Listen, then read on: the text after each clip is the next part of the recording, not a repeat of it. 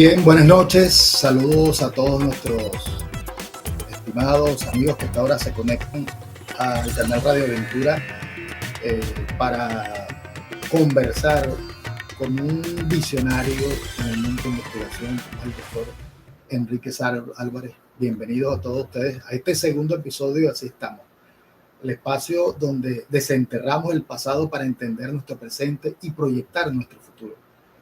Un viaje que une el patrimonio, la historia de nuestra tierra y la evolución humana con las fronteras del aprendizaje portativo, la neuroeducación y la espiritualidad. Hoy arrancamos con un invitado de lujo. Profesor, bienvenido. Así estamos con todos estos contratiempos, pero igualmente estamos aquí. Y profesor, ya hemos tenido 2 encuentros, este es el tercero que tenemos en este espacio. Sin embargo, nos gustaría que empezáramos, doctor, refrescando un poco el tema de cómo, dónde, cuándo, por qué y con quiénes nació esa maravillosa propuesta. Sí, muy buenas noches. Gracias, profesor Félix, nuevamente. Gracias a nuestro radio escucha y a nuestro usuario de las redes sociales, en específico YouTube y TikTok. Sí, bueno, en esta nueva oportunidad, que es ya la tercera, les voy a hablar el cómo nació esta nueva manera de investigar. Nació de una actividad académica inicialmente en la educación media, específicamente en un liceo del municipio San Genaro de Boconodito, donde laboraba por allá en el año 1992, estando con mis estudiantes. En una práctica del laboratorio se enciende la chispa inicial que dio origen a este nuevo camino de investigar al revés. En ese trabajo laborioso con mis estudiantes se da el inicio de esa idea incipiente y se hace el registro. Y luego, con el transcurrir del tiempo y en el transcurrir de esa actividad académica, académico-docente, bueno, se comienza a darle forma y estructura a ese nuevo método. Eso es en el cómo. Le dije que se inicia en el Liceo Bolivariano de Boconodito, municipio, es un municipio del estado Portuguesa, en Venezuela, y les digo que se inició con estudiantes de educación media y se proyecta de igual manera porque hacía docencia a nivel de educación universitaria. Si bien se inicia con estudiantes de educación media, se le da continuidad en ese proceso de construcción en la educación universitaria, específicamente en 2 instituciones como son la Universidad Ezequiel Zamora, específicamente en el Vicerrectorado de Producción Agrícola de Guanare, institución en la cual les trabajé por espacio de 10 años, tanto con estudiantes de pregrado como con estudiantes de posgrado. Igualmente, se le da continuidad en la construcción a este método, en ese trabajo académico docente desarrollado por espacio de 30 años en el Instituto de Mejoramiento Profesional del Magisterio. Esa es una institución de educación universitaria y es un ente adscrito a la Universidad Pedagógica Experimental Libertador. Esos fueron los 3 centros que sirvieron, diría yo, de laboratorio para los efectos de la creación de esta nueva modalidad de investigación que yo la denomino método inverso de investigación, porque quien pregunta en este caso es el investigado y responde el investigador. Eso, a grandes rasgos, lo que nos llevó inicialmente a montarnos en esta tarea tesonera para llegar a esta gran labor y crear el método y luego publicarlo en un libro. Muy bien, profe. Mira, te envié el enlace, el segundo enlace, ¿verdad? Como tuvimos que hacer una nueva retransmisión, te envié el enlace. Si quieres, envíaselo a quienes estaban conectados ya previamente, porque ya había gente que se había conectado. Ahí lo buscas en tu celular, está en WhatsApp. Envíalo y vamos a pedirles, por favor, para que ellos lo reenvíen, ¿sí? En la gente. Es el último que está ahí, el otro lo borré, porque como hicimos una nueva transmisión, se creó un nuevo enlace, ¿no? Entonces, envíalo ahí, profe, con la instrucción de que se lo reenvíen a otros para que también se conecten. Y disculpen, pero fue un tema técnico aquí que se nos complicó y tuvimos que hacerlo de esa manera. Entonces, estamos conversando con el doctor Enrique Álvarez hoy con esta propuesta. Ya no una propuesta, sino más bien un proyecto consolidado en una primera etapa, como es el libro, ¿sí? Que lleva por título Breves definiciones sobre el método inverso de investigación, IDIM, un método aproximado de investigar al revés. Por cierto, hoy estamos en la segunda, si se quiere, la tercera edición de Radio Aventura, específicamente el podcast que estamos iniciando. Así estamos. Y bueno, estamos así en este espacio con el doctor Enrique Álvarez, compartiendo su propuesta, su proyecto. Por aquí te están saludando, profe. Rafael Méndez dice, excelente persona. Bendiciones, profe. Rafael Méndez. Bueno, vamos a responderle aquí a Rafael. Gracias, Rafael.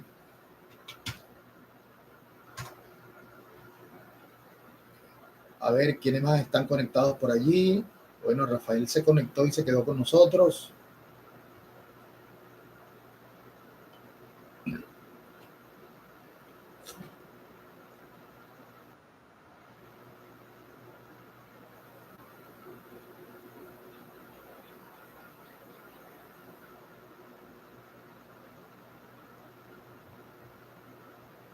Así que mientras el profesor vuelve a conectar a la gente, lamentablemente nos tocó cambiar la dinámica a última hora por un tema técnico, pues entonces, pero ya estamos, por supuesto, estamos como quien dice al aire. ¿Sí?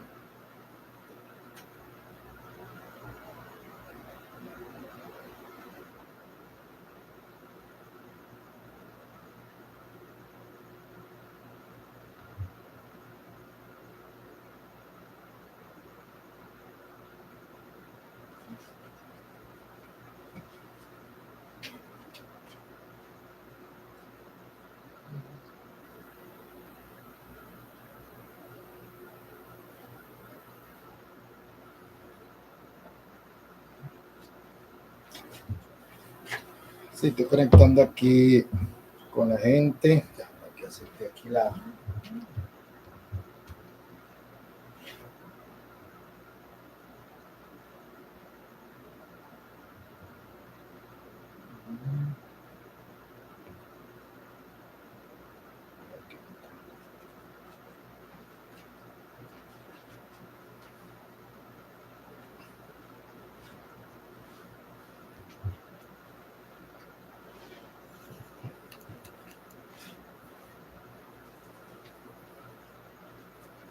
Bueno,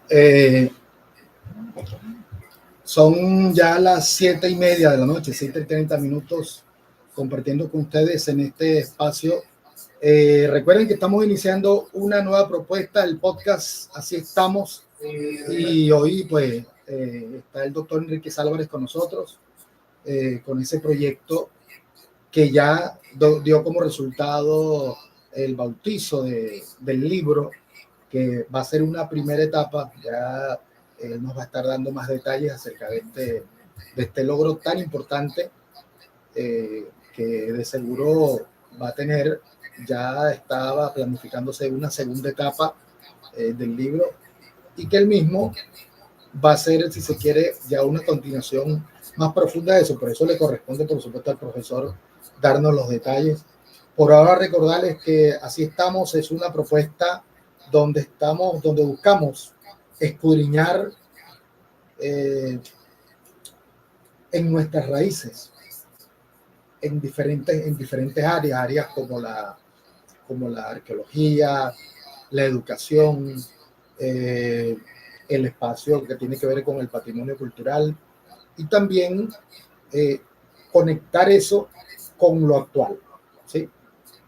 Nosotros tenemos la posibilidad siempre de escuchar propuestas en los medios donde nos hablan, por ejemplo, de la historia, nos hablan de la paleontología, de la antropología, que es uno de los elementos que caracteriza a Radio Aventura, pero muchas veces eso queda allí. Ahora, Así Estamos conecta ambos mundos, el mundo de lo patrimonial, de lo cultural, de lo antropológico, de lo arqueológico, con el mundo actual, mundo presente. Bueno, profe, estamos, ya escuchamos anteriormente al profesor explicándonos cómo es que se da esos primeros pasos para consolidar el libro, ¿sí? Ahora, ya el bebé nació, profe, ¿sí? Sí, cómo no. Ya nació el bebé y ya tenemos la emoción del bautizo, ¿verdad? Ahora, profesor Enrique, primero que todo, de parte de todo el equipo de Radio Aventura, nuestra felicitación por ese logro, porque sabemos todo lo que ha significado la lucha y sobre todo la pasión por ese tema. Me decía ahora que tiene el proyecto, por ejemplo, del estudio sobre el tema de la fiebre hemorrágica, pero que esto de manera especial lo apasiona, ¿sí? Ahora, ya el libro no es solo un proyecto digital. Hace poco tuvo su bautizo, presentación protocolar en los espacios de la Universidad de los Andes en Mérida, que, como usted me decía, con toda la amplitud del caso y con toda digamos, el reconocimiento al trabajo, le dieron ese espacio, ¿no?, para bautizar el libro. Ver nacer una obra en físico en un espacio académico de tanta importancia en nuestro país como es la Universidad de los Andes, genera, por supuesto, una energía especial, ¿no?, una mística especial. Cuéntenos un poco cómo vivió ese momento y qué significó para usted ese respaldo institucional cara a cara con la comunidad de la ULA. Ok, bueno, con respecto a ese trámite, a esa gestión que hubo que hacer para los efectos de convertir ese informe, más que técnico, convertirlo en una obra literaria, en un libro, hubo que hacer una serie de gestiones para los efectos de publicarlo. Inicialmente se hizo contacto con unas editoriales privadas, pero no pudimos llegar a acuerdos por diferencias en cuanto a aspiraciones y distribuciones. Eso me llevó a mí entonces a buscar el apoyo a nivel de instituciones públicas. Y como egresado e hijo de mi alma mater, la Universidad de los Andes, me dirigí a la ciudad de Mérida. Hice contacto inicial con mis profesores que me dieron clase hace unos 45, 46 años, y fue para mí prácticamente una sorpresa porque me los conseguí activos. Esa gente que me dio clase hace esos tantos años todavía están activos, dándole vida a la universidad, dándole vida específicamente a la escuela de educación y a la escuela de ciencia, porque nosotros somos un híbrido como licenciados en educación, mención biología. Nos formó en una parte nos formó la Escuela de Educación, pero la otra parte nos formó lo específico en biología, la Escuela de Ciencias. Y de ambas instituciones me conseguí mis profesores activos, los cuales en una reunión muy particular, muy familiar, llegamos a un acuerdo de que ellos me iban a hacer el enlace con las autoridades de la Universidad de los Andes. Y fue así que nos reunimos un día jueves y para el día lunes a las 9 de la mañana ya me habían concretado la entrevista con la vicerrectora académica de la universidad, la doctora Patricia Rosenwitz, y tuve la oportunidad de tener la entrevista con ella a través del canal del profesor Humberto Ruiz, y sí, me atendió muy bien y me dio la apertura, pues, de la posibilidad de publicarme el libro. Incluso en ese momento que estamos conversando, me dijo, si lo carga de una vez, entréguemelo para proceder de una vez. Le dije, no, profesora, tengo que darle unos toques finales y yo me regreso a Barinas y retomo eso y una vez que lo tenga listo, vengo de nuevo a Mérida y hago eso de manera formal, la entrega. Y eso fue en el mes de junio y regresé en el mes de noviembre del año 2024. Y luego de todo ese proceso, sí salió publicado el libro, que una de las preguntas que me hace usted, profesor Feli, es que qué sentí en ese momento del bautizo, presentación pública del libro y bautizo. Bueno, sentí mucha satisfacción, mucha emoción, producto de que tenía una preocupación porque ya ese libro había sido culminado 3 años atrás y eso estaba reposando en el disco duro de la Lacto.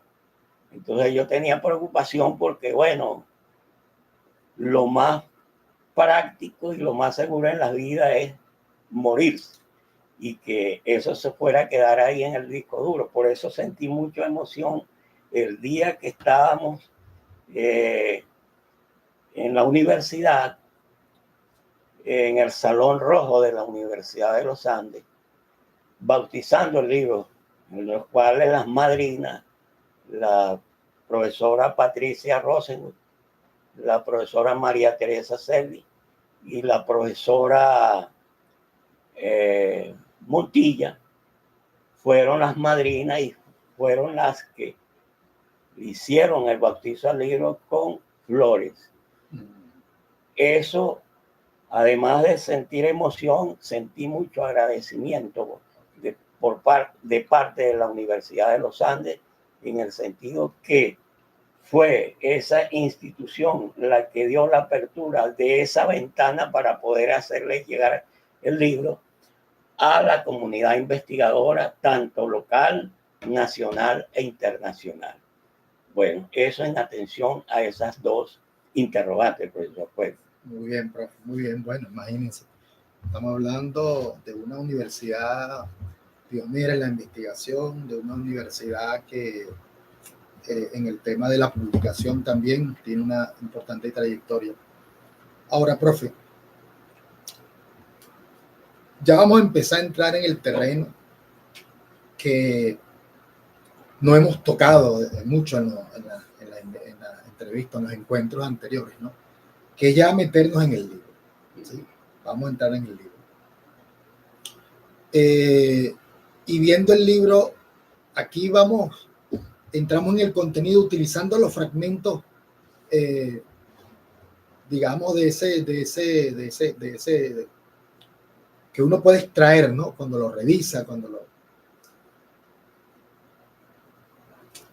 Profesor, en las primeras páginas del libro, usted introduce un concepto que es la columna vertebral de su propuesta, la inversología, ¿sí?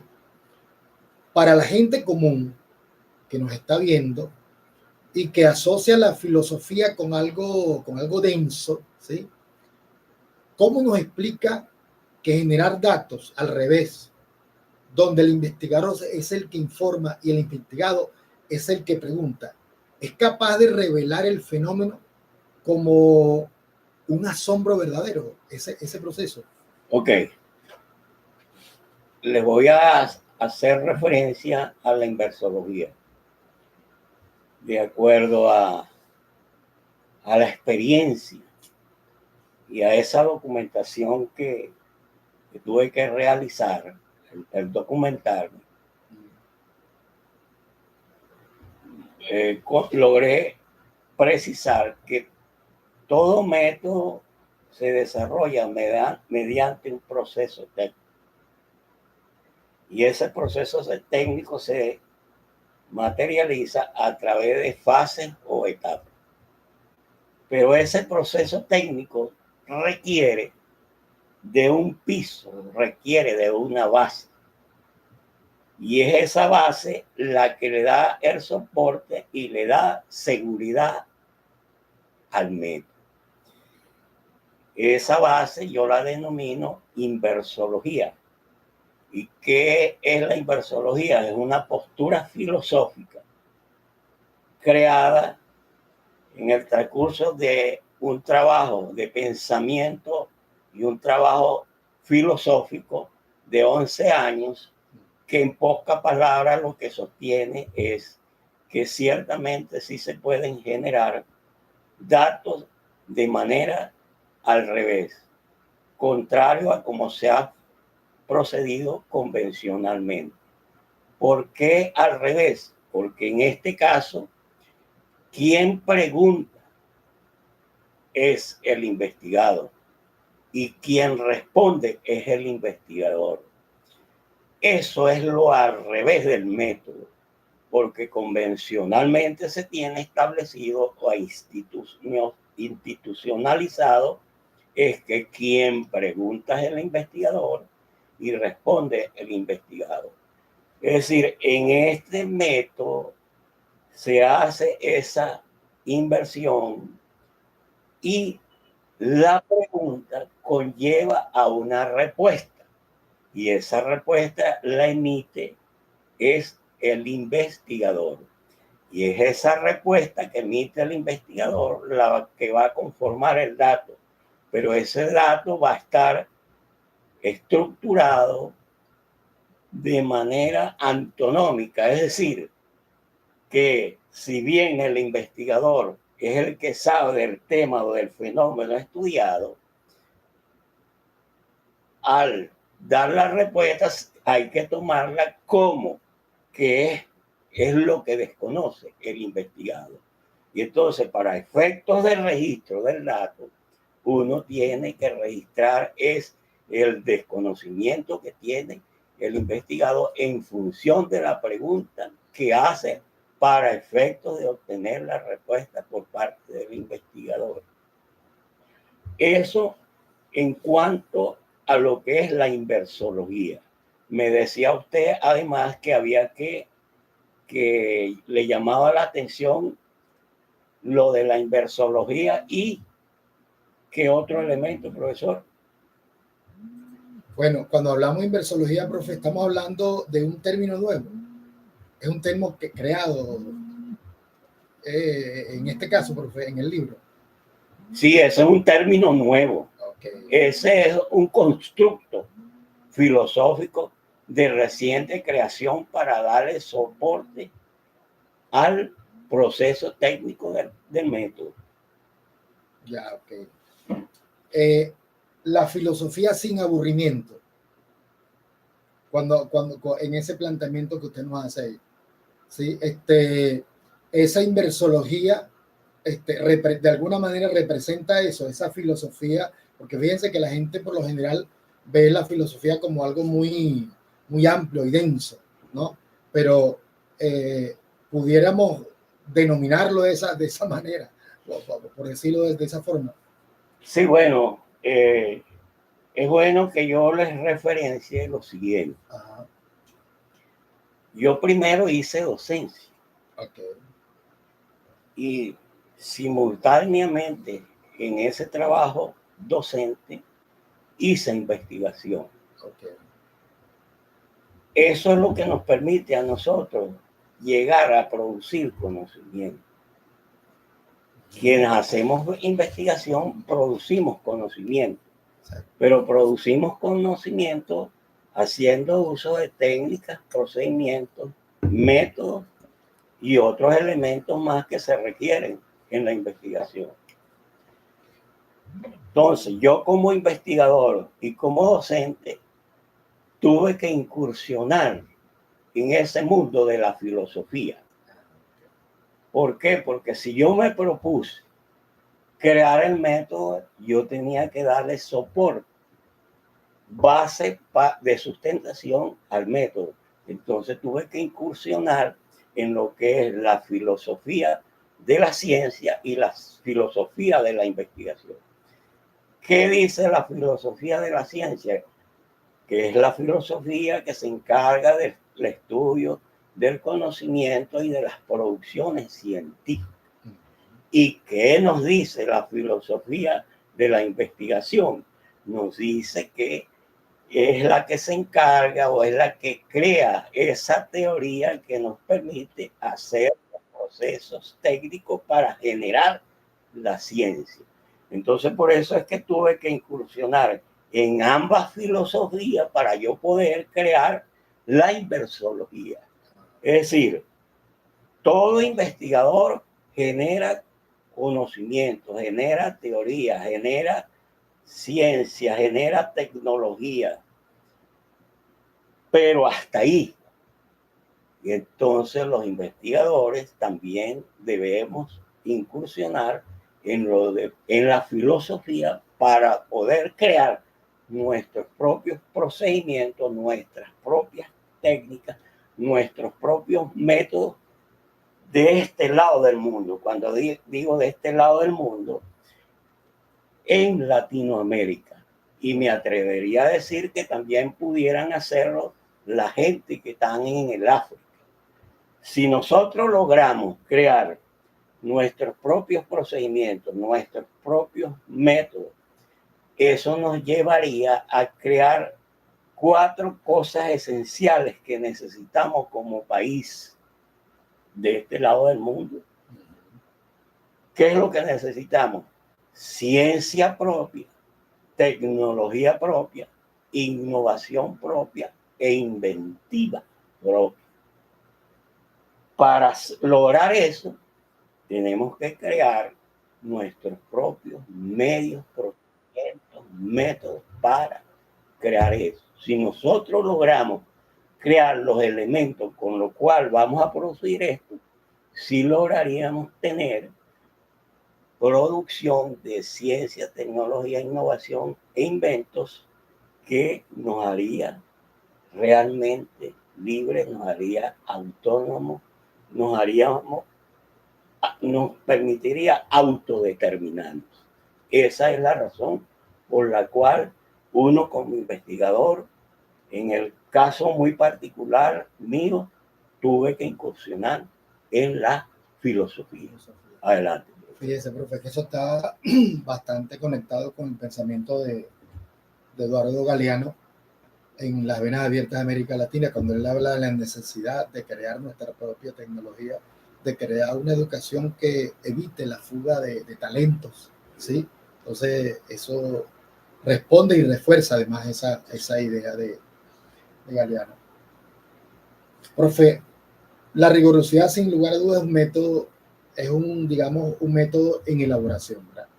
Usted por lo que yo veo ahí, es muy honesto en el texto y aclara textualmente que el leading, ¿sí?, el método inverso de investigación, no es un método terminado, es un procedimiento en elaboración. A los ojos de la ciencia tradicional, esto podría sonar arriesgado, ¿no? Porque sabemos a lo que se está... sino que viéndolo desde aquí, es algo que se mejora, ¿no? Al aceptar, o mejor, corrijo, pero usted, en ese sentido, pues es una fortaleza, más bien para el tema. ¿Por qué? Ahora la pregunta, ¿por qué la rigurosidad científica no se pierde, sino que se mejora al aceptar que un método está vivo y que se sigue construyendo, profe? Ok, fíjese, la rigurosidad científica diría yo que se mantiene y se amplía. ¿Por qué? Porque con el método existe un mayor acercamiento entre investigado e investigador. Si bien hablamos de investigado, puede ser una persona, pero el investigado también puede ser una comunidad. Ese acercamiento permite ampliar más esa precisión, esa rigurosidad sobre ese producto que se logra obtener con el uso del método.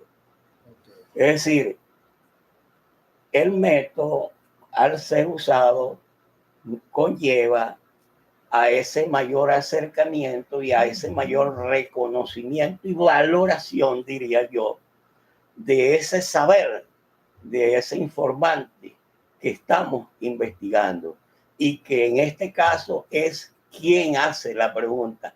Y él hace la pregunta en función de lo que él siente, pero de esa necesidad que tiene de conocer el fenómeno que le está afectando o que está presente. Pero además de esa necesidad, también participa en él el estado emocional, el estado psicológico, que también es interviniente. Y son esos dos elementos los que van a determinar la esencialidad de este nuevo método de investigación.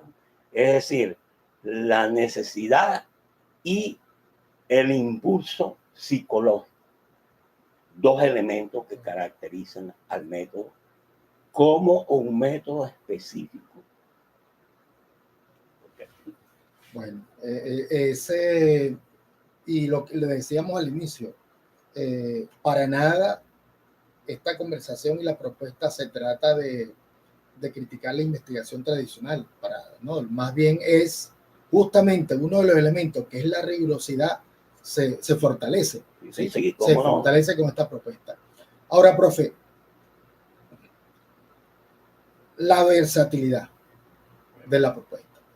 Algo que me fascinó de la estructura del libro es ese tema justamente, la versatilidad. Usted afirma que se adapta tanto al enfoque cualitativo como al cuantitativo, ¿sí? Y que pasa por los paradigmas positivista, interpretativo y materialista histórico. Okay. Ahora, mi pregunta es la siguiente. ¿Cómo logra el IDIN ser tan moldeable? ¿Sí? ¿Significa que un estudiante de ingeniería y uno de antropología pueden usar exactamente la misma estructura para sus investigaciones? Sí, metodológicamente hablando, eso es posible. Ahora, esa versatilidad es en cuanto al enfoque, tanto cualitativo como cuantitativo.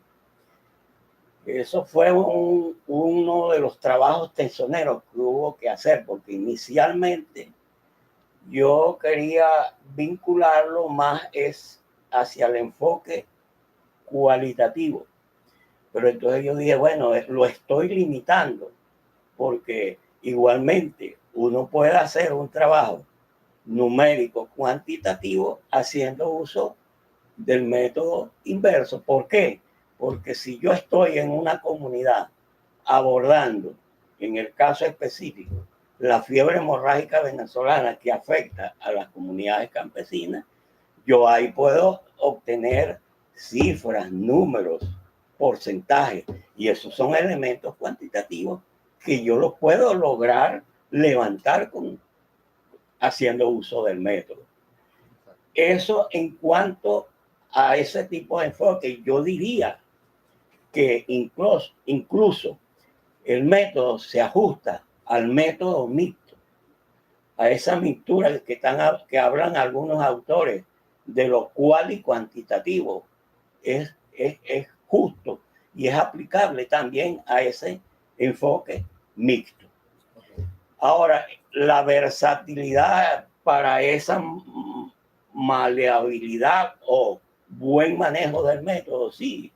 La versatilidad viene también dada en función de las diferentes técnicas que se usan, técnicas de comunicación, porque yo puedo hacer uso del método en una clase magistral, en un conversatorio, puedo hacer uso del método en una conversación informal. Eso tiene que ver con la versatilidad, pero la versatilidad también tiene que ver con los diferentes aspectos que se permiten estudiar haciendo uso del método, porque yo puedo hacer un estudio sobre ambiente, sobre historia, sobre la cultura, sobre economía. Eso también tiene que ver con la versatilidad del método. Y tiene que ver también con la versatilidad del método los diferentes elementos que tenemos que considerar en el momento en que estamos levantando los datos, sí, teniendo un ojo clínico para no desviarnos y perder información. Eso es un elemento versátil, esa rigurosidad, este elemento, esa respuesta, esa forma de manifestarse el informante, la forma de responder el informante. Esos son elementos que conforman también la versatilidad del método, profesor Juez. Muy bien, excelente. Sí. Ahora, profe, fíjense, lo mencionábamos al principio, para los que no saben, el doctor Enríquez Álvarez no solamente tiene esta propuesta del IDIM, del método inverso de investigación, que se ha materializado en este libro, sino que además, y siempre lo voy a decir, es una autoridad en el tema de la fiebre hemorrágica. Tiene ya casi 20 años de trabajo de investigación con este tema, ha dado muchas charlas al respecto. Quienes están interesados en hacerlo, envíen por allí, a cualquier parte del país que quieran. Yo estoy seguro que el profesor va a ver, ¿verdad que sí, profe? Sí, sí, como no. Sí, el apoyo respectivo. Sí. Entonces, el doctor Enríquez Álvarez, para hacer ese trabajo de investigación con la fiebre hemorrágica, tuvo una experiencia inédita, por decirlo de esa manera, ¿no? Para lograr conversar con la gente. Y también es un aporte, ¿no? El tema del trabajo de la fiebre hemorrágica hacia el IDIM, ¿cierto? Sí, sí. Ahora, profe, en ese caso de la fiebre hemorrágica, para que nuestra audiencia entienda la magia de esto, ¿verdad?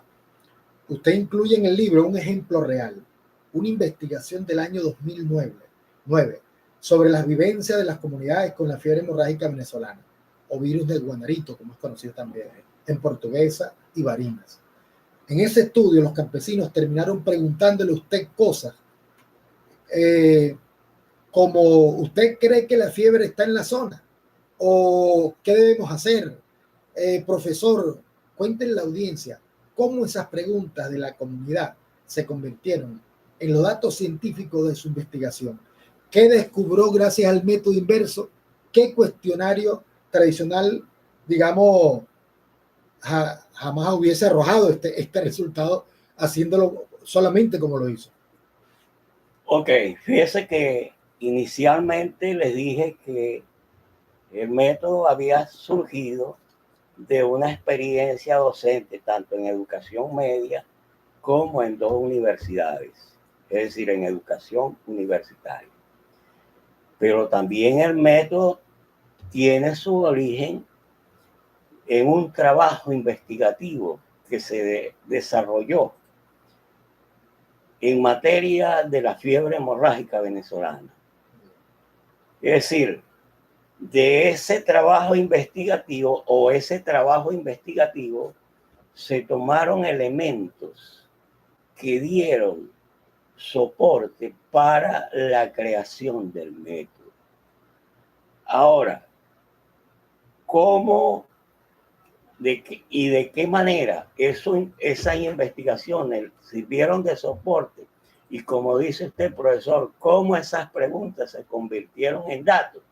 por lo siguiente, se convirtieron las preguntas, se convirtieron en datos, porque cuando yo llegaba a las comunidades, 5 comunidades en las cuales hice 3 estudios, pero uno que hice en el 2009 es el que tuvo aplicación ya, hice la aplicación o hice uso del método inverso de investigación. Y eso lo hice de manera procedimental, empleando la conversación informal. Ahí está una de sus alumnas, profesora, conectada, Ivonne Vela. Ok, sí, buenas noches, Ivonne. Gracias por su apoyo. Ahora lo hice con una conversación informal con mis pares campesinos, que eran los que estaban resultando afectados por la fiebre hemorrágica. En el momento que yo hago las visitas, 10 visitas, porque trabajé con 10 familias informantes, ellos me decían, Enrique, ¿y qué voy a hacer uso de unos arcaísmos y vulgarismos? Enrique, ¿y qué joda será lo que nos está enfermando? ¿Qué es lo que está matando a la gente de aquí, del Ruano, la gente de Agua Verde, la gente de Guanare Viejo? Esos son los caseríos en los cuales hice los estudios. Yo le dije, bueno, amigo, como ustedes me están haciendo esas preguntas, yo le voy a dar mi respuesta. Esa joda es la enfermedad que se denomina fiebre hemorrágica venezolana. Inicialmente se denominó fiebre de Guanarito, pero como ya se ha ido dispersando o propagando a otras regiones, a otros estados del país, ya ahora se le denomina fiebre hemorrágica venezolana. Otra de las preguntas que me hicieron en ese estudio es, ¿y qué debemos hacer nosotros cuando nos sintamos enfermos con esa fiebre o esa calentura? Yo les contesté, lo que tienen que hacer es acudir inmediatamente al centro de salud más cercano que les queda. Irse a la medicatura de Guanarito y de esa medicatura al hospital tipo 2 de Guanarito. Y se van al hospital tipo 2 de Guanarito para que le hagan las primeras atenciones en medicina primaria y ellos tomarán las medidas a dónde lo van a referir, que generalmente se hacía hacia el hospital universitario de Guanare, que era donde estaban el experto como médico de medicina interna, el doctor Basili, y estaba la doctora Nuri de Mansiones como epidemióloga, y estaba el doctor Héctor Paredes, dándoles el tipo de atención. Eso fue mi respuesta, y esas respuestas fue las que se convirtieron en datos tomados de manera contraria, de manera antonómica, es decir, si bien yo las sabía, yo las tomé como datos que era el desconocimiento que ellos tenían sobre esos dos aspectos y muchos más de los cuales sobre los cuales me hicieron preguntas. Esas preguntas. Yo recuerdo que incluso en el primer, y que siempre es grato recordarlo, en el primer programa que hicimos, profe, usted nos hablaba del trabajo que hizo su hija con usted. Okay. ¿Sí? Sí. Con el tema de la fotografía y el apoyo. Recuerden un poco esa anécdota, profe, que es bien interesante. Bueno, lo que pasa es que la fiebre hemorrágica es una fiebre de alto riesgo. Cuando digo una fiebre de alto riesgo, es decir, que quienes estamos vinculados o nos logramos vincular en la zona endémica, corremos la posibilidad de ser afectados por la fiebre. Yo soy de la zona.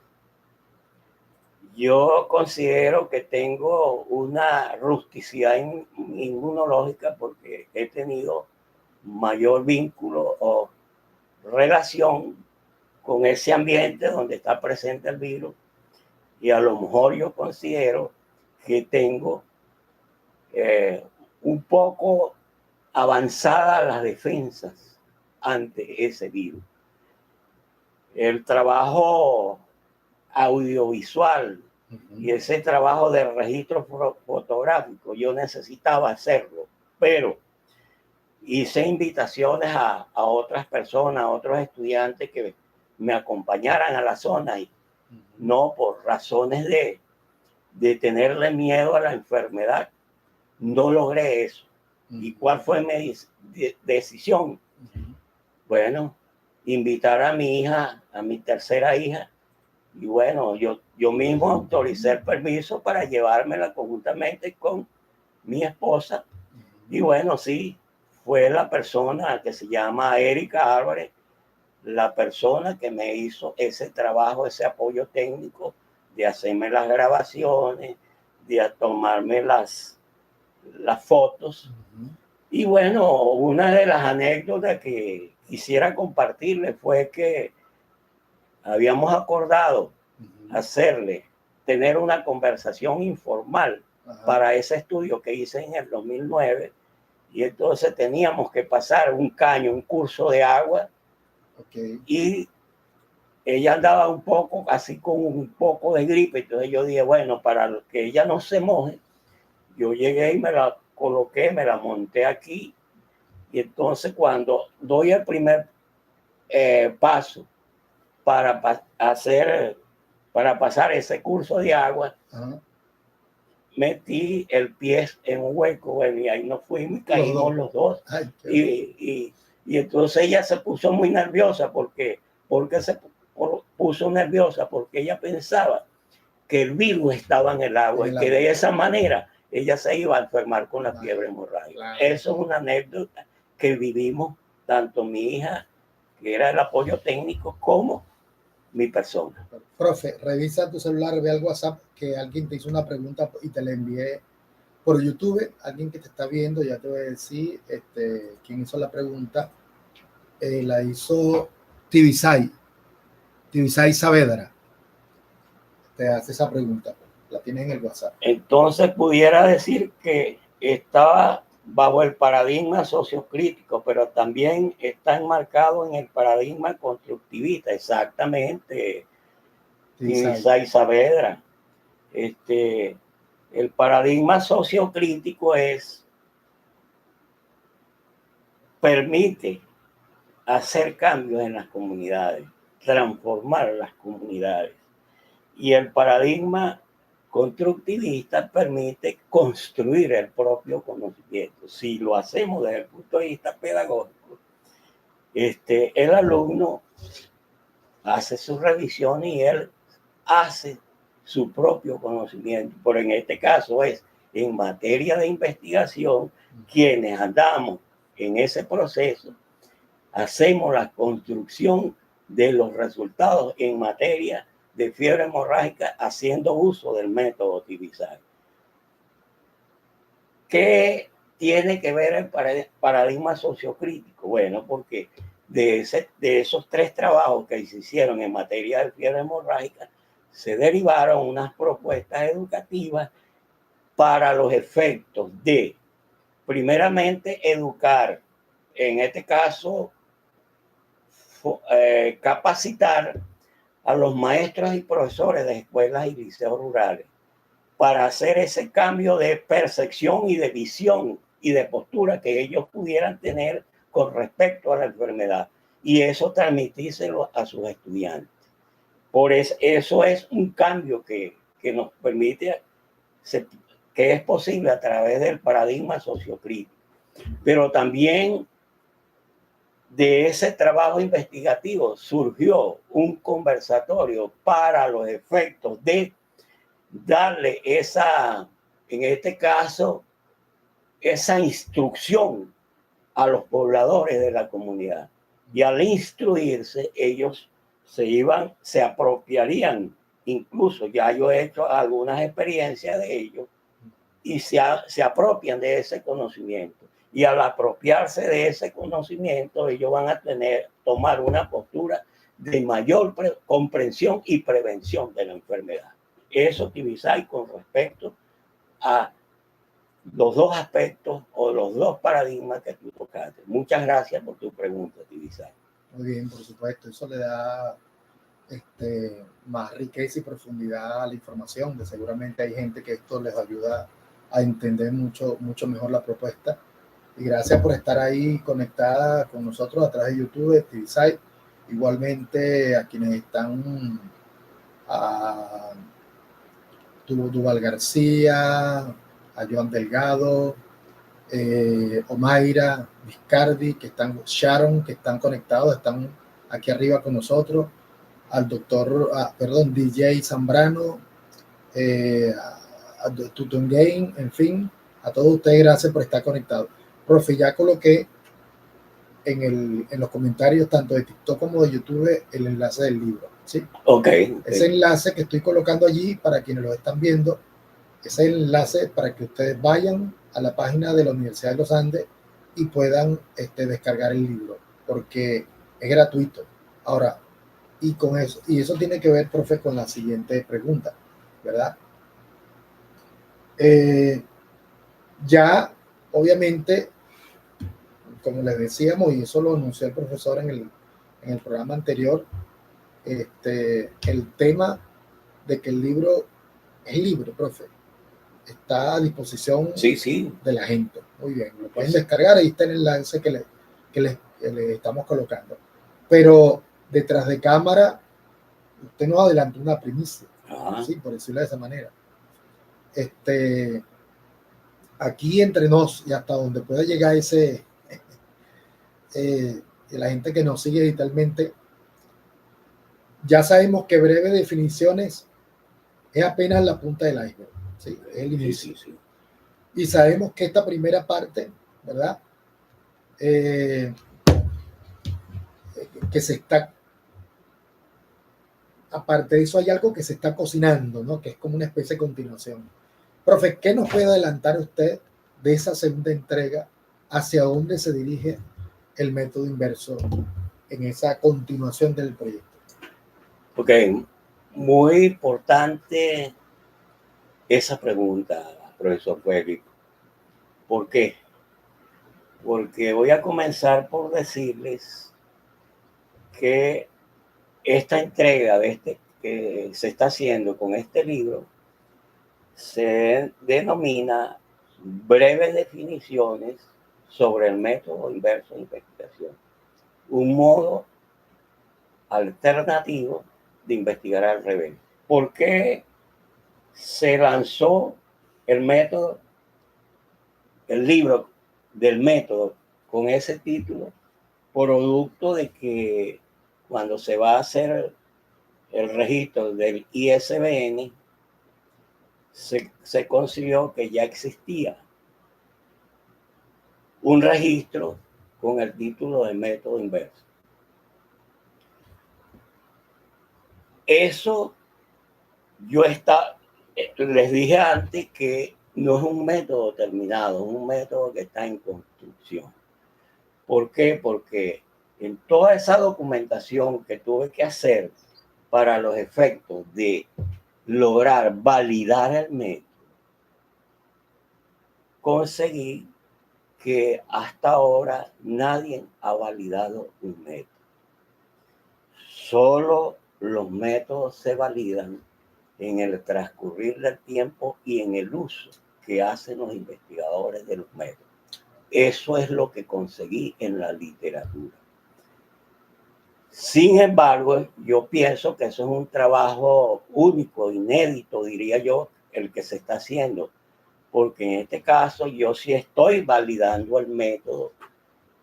Inicialmente arranqué con 3 procesos, validándolo por opinión de la comunidad académica. Es decir, cada vez que yo dicto o hago mi conferencia sobre el método, la gente me pregunta y yo les respondo. Ese acto me permite validar el método por opinión o consideración de la comunidad, pero a la vez me permite validarlo por aplicación. Yo lo estoy aplicando porque si ellos me están preguntando y yo les estoy respondiendo, ahí se están generando los datos que me van a permitir a mí hacer los registros para validar el método por aplicación y el método por opinión de la comunidad.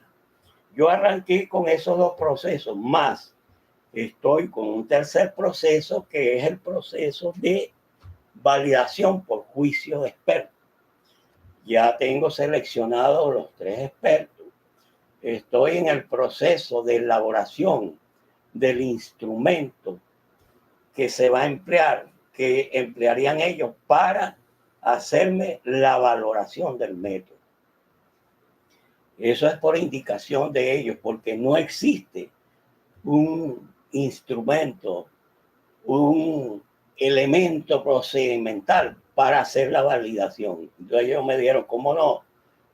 Yo te apoyo, me dijo tanto el profesor de la Universidad de los Andes, el profesor de la Universidad Central y el profesor de la UPER Barquisimeto. No, nosotros te vamos a apoyar, pero tienes que hacer el instrumento para nosotros vaciar de nuestras consideraciones. En ese proceso estoy.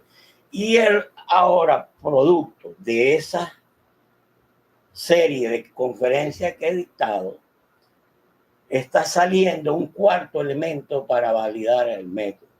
Y ese cuarto elemento yo estoy considerando que es la inteligencia artificial.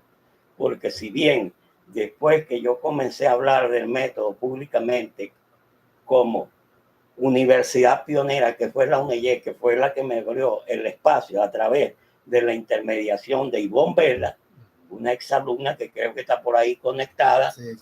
Ella fue la que hizo toda la gestión para yo hacer la presentación inicial por primera vez en una institución académica, en una universidad. Esa presentación que hice en la UNEYEC, la presentación que hice en el liceo, una presentación que hice en el Consejo Municipal de Guanarito, otra presentación que hice en la Cátedra Simón Bolívar de la Universidad de los Andes, otra presentación que hice en la Academia de Ciencias de Mérida, otra presentación que hice en la Academia de la Lengua del Estado Carabobo, y así sucesivamente. Incluso he hecho 3 presentaciones en la Universidad Nacional de las Artes, más una en la UNEFA y otras que en este momento se me escapan. Esas presentaciones... Ese proceso de validación. Eso, la inteligencia artificial se ha ido apropiando de eso que se ha conversado en esas diferentes presentaciones, y ya la inteligencia artificial está diciendo que ya el método está posesionado en las diferentes universidades en las cuales he compartido con ellos. Es más, la inteligencia artificial está diciendo que ya las universidades prácticamente están validando y están aceptando al método. Entonces, ese es el cuarto elemento que está saliendo ahora para validar el método. Al lograr yo, por allá a finales del año 2028, que es que tengo estipulado para hacer la validación del método y levantar ese informe, viene lo otro que usted está preguntando, profesor. Esa avanzada que tendría el método con respecto a esa segunda entrega. Esa avanzada que tendría el método en esa segunda entrega, producto de esas 4 validaciones, eso me permitiría a mí definir y publicar, hacer una próxima publicación, no ya como breves definiciones, no. Yo pudiera afirmar y confirmar es método inverso de investigación, y con ese título sería que saldría la próxima publicación por allá a finales de 2028 o en el 2029. Es un trabajo tesonero, pero hay que hacerlo. Va a ser un estudio pionero, un estudio inédito, pero bueno, ahí estoy montado porque hay que darle la validez a ese método. Bueno, cualquier cosa. ¿Y qué significa la validez? Es que el método sí es funcional y funcionable. Es decir, en pocas palabras, que el método funciona para hacer investigación. Así es. Así es. Bueno, fíjese, profe, que en el mundo de la criptomoneda hay un término que es el valor de uso. Y en patrimonio cultural hay un término que se llama valoración comunitaria. En esencia es lo mismo, ¿sí? Que es que algo se valida, algo se le da valor, algo adquiere una aplicabilidad, ¿sí? De acuerdo al uso que la gente le da. Fíjense que le voy a contar una anécdota que tiene que ver mucho con esto. En una ocasión nosotros estábamos en el Playón, por cierto, en el estado portuguesa, ¿verdad? Entonces estábamos en un taller de patrimonio cultural y una persona llega a preguntar, mire, nosotros hacemos una fiesta, que la hacemos, queremos saber si esa fiesta ya es patrimonio cultural, ¿sí? Entonces la pregunta que le hacíamos, a ver, ustedes cuando van a hacer esa celebración para la que la gente asista, ¿ustedes hacen alguna invitación o la gente viene sola? No, nosotros tenemos que hacer una invitación, se la enviamos y broma y para que la gente sepa cuándo es, porque hay que avisarles cuándo es la cosa. Okay. Otra cosa, ¿cuánto tiempo tiene? Bueno, tanto tiempo. Y la última pregunta, ¿hay alguien de esa comunidad que esté transmitiendo algún conocimiento vinculado a esa manifestación? No, bueno, usted sabe que no, que está empezando, que no sé qué. Entonces yo le dije, respóndanse ustedes mismos, si es patrimonio cultural. No, ¿por qué? Porque estoy hablando, entonces yo les ponía el ejemplo. Les voy a poner las locainas de la yuca. Las locainas de la yuca, para uno ir a la manifestación, para uno ir allá a celebrar con ellos, porque uno celebra con ellos. Uno un flyer, ¿no? Ya uno sabe que el 6 de enero, Día de Reyes, a las 5 de la mañana ya ellos están en la calle. Ahí hay 3 maestros en el saber musical, un maestro en el saber de la oralidad y un maestro en el saber de la parte artesanal. Todos transmiten el conocimiento a la comunidad. ¿Ve? Entonces, cuando usted me está diciendo eso, que ya la IA lo está, quiere decir que hay estudiantes que le están dando uso, que están resolviendo algún tipo de necesidad con esa información que usted le está facilitando, ¿verdad? Y entonces eso forma parte, imagino, y usted me lo aclarará, forma parte de esa validación, claro. Obviamente. Sí, ¿no? Así es. Muy bien. Bueno, profe, ya para finalizar, hay una pregunta que es obligatoria, ¿no? Viene de la mano con esto. Profe, y es un mensaje a los futuros inversólogos. ¿Sí? Ok. Ya para cerrar, imagina un estudiante, profe, un investigador que en este momento está frustrado con su tesis. No haya que hacer. Atrapado en la retórica tradicional que se le ha venido planteando y decide descargar el libro porque ya está ahí, ya lo colocamos el enlace, y él decide descargar el libro hoy mismo. ¿Cuál es la primera invitación y el primer consejo que le da para que se atreva a investigar al revés? Ok, eso ya para cerrar, pero previo al cierre, lo que usted quiera, quiero hacer mención a 2 cosas. Muy bien. Darle las gracias a TVSAE y decirles quién es TVSAE. Ah, ok, muy bien. TVSAE es una persona que desde que llegué yo a Barinas nos vinculamos por allá en el 2004 y hemos hecho trabajos conjuntos sobre la fiebre hemorrágica venezolana. Ella es bioanalista, ella es funcionaria del Ministerio de Salud y es una de las personas que toma muestras en relación a los afectados de la fiebre hemorrágica.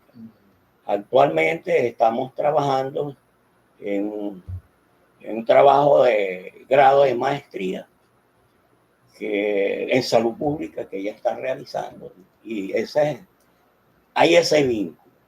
Y lo otro que quería hacer referencia es que les referencié que otra de las universidades con las cuales he trabajado es la Universidad Nacional de las Artes. Y recientemente tuvimos una jornada de asesoría y de orientación a 18 estudiantes de pregrado. Y con esos estudiantes de pregrado vamos a tratar de aplicar o hacer uso del método en sus trabajos de grado.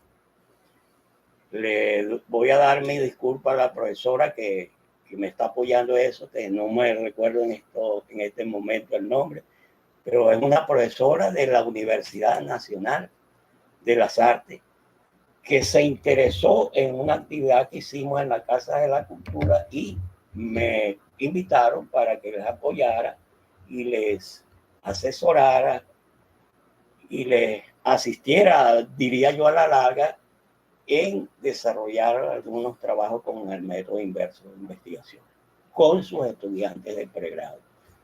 A lo mejor también lo vamos a desarrollar con estudiantes de posgrado, porque próximamente pienso que voy a estar incursionando, apoyando unas maestrías que están por iniciarse ahí en la universidad y sí les voy a apoyar. Entonces, si apoyo eso, bueno, trataríamos de aplicar el método inverso.